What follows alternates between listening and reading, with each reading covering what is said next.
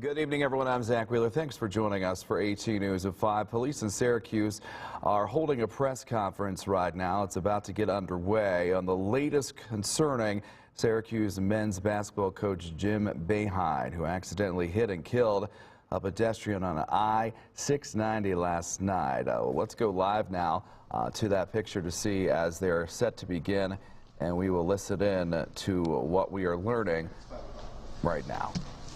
Good evening. Thank you all for attending. I'm Sergeant Matthew Malinowski, the Syracuse Police Department's Public Information Officer. We are hosting this press conference today to inform the public about a collision that occurred last night. That's Wednesday, February 20th at around 11:22 p.m. on Interstate 690 East near Thompson Road in the city of Syracuse. Here to discuss this incident is Chief Kenton Buckner of the Syracuse Police Department. We're also joined by Lieutenant David Brown from the Syracuse Police Department's traffic section to answer more detailed questions about the crash. Also in attendance is Onondaga County District Attorney Bill Fitzpatrick, and he will be available for questioning also. The Chief will speak and then take questions, and then the others will be available in order to take questions that you may have. Thank you. Good afternoon. The statements provided today are based upon preliminary information and are subject to change. Our thoughts and prayers go out to the Jimenez family and friends, and also want to remember Mr. Boeheim and his family. During our early part of this investigation, we have learned that the Jimenez family is from Cuba and largely Spanish speakers. With that in mind, I have a very brief statement in Spanish. A la familia de Jorge Jimenez. Lamentamos su pérdida.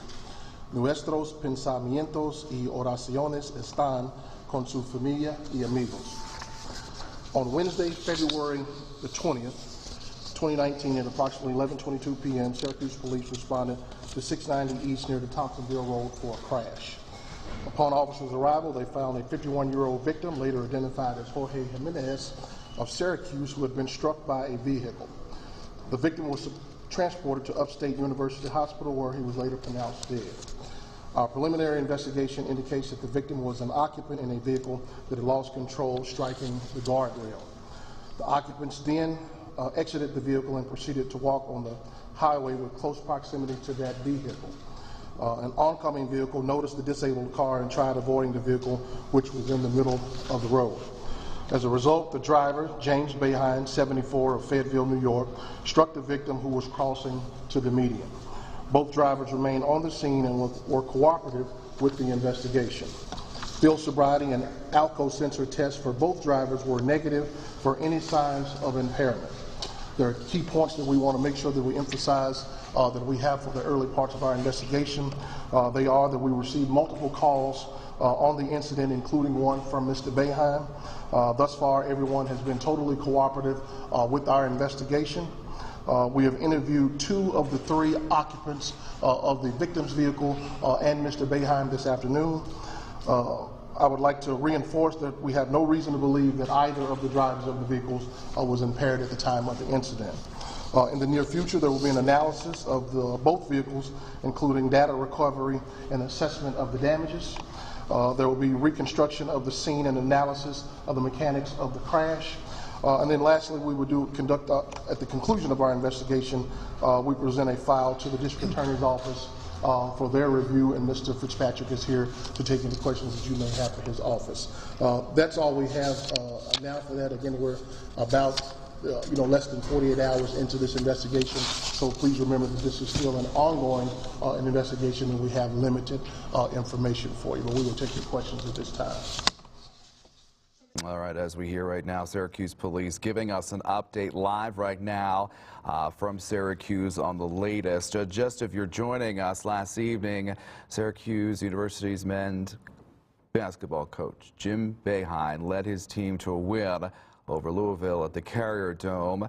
On his way home from the game, he struck and killed a man who had gotten out of his car, as that was just reported. That is the man right there. Police identifying him as 51-year-old George Jimenez. His car came to rest in the middle of the road after striking a guardrail. That is when Jimenez, along with other occupants, they exited the vehicle.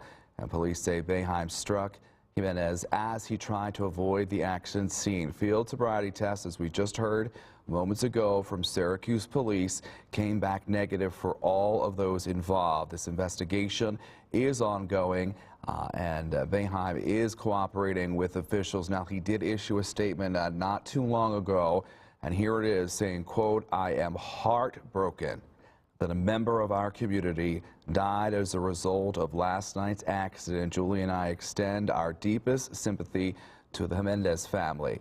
Out of respect for those involved, I will not be providing further comment at this time." Our 18 News anchor Brooke Taylor is in Syracuse for us tonight. She's at Syracuse University, where she talked to students on this developing story. She joins us now live with more on that. Brooke.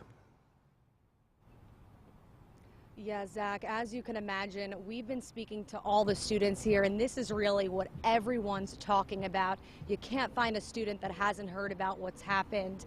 And really, the same reaction coming out of these students, which is just initial shock. I mean, Syracuse basketball is really the heart of this university, and not even just this school, but really upstate New York. It's the college team that we all stand behind and that we root for. So people here really feeling that tonight, because Jim Boeheim has always been the face of it. Many students here describing him as a legend, as an icon. So of course their initial response is to stand by him, but it's also important for me to let you know that many students here say it's not to take away from the victim and his family, because there was a life lost here. But I'm going to let you guys hear from one of the students here.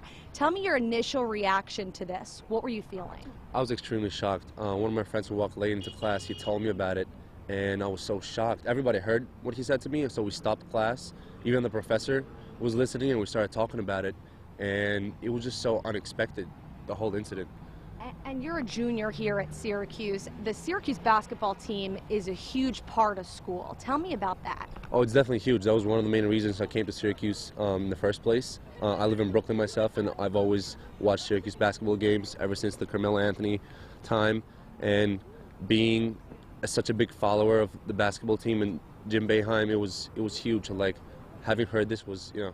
Thank you so much. I really appreciate it. And Zach, again, as you mentioned, Jim Boeheim, Syracuse police do say there was no alcohol or drugs found in his system, but this investigation is still ongoing.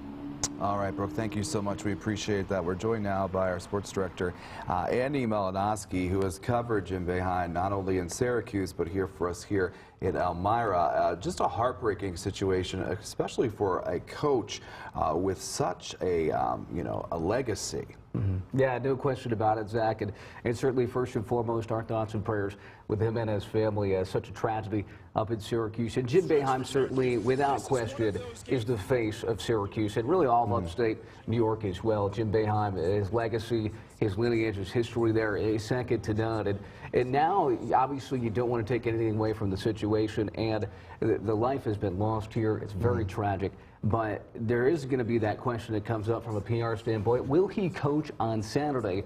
I mean, the indoor attendance record at the Carrier Dome versus Duke will be broken on Saturday, and certainly Boeheim would love to be a part of that. But I think when you compare and contrast certain situations of the past, you go back to the Tony Stewart incident a couple years ago at Watkins Glen International, where that tragedy at Canandaigua the night before. He was slated to race the next day, but they pulled out just hours before the race. A lot of backlash on that of him actually racing. So I think the right thing to do, certainly the message to send in this situation, is that basketball is not bigger than life itself, that Boeheim probably, in his best knowledge, might be best to not coach that game on Saturday. Well, we'll all have to just wait and see. Thank you so much. Of course, we will continue to follow the very latest on this story right here on air and on our web, mytwintears.com.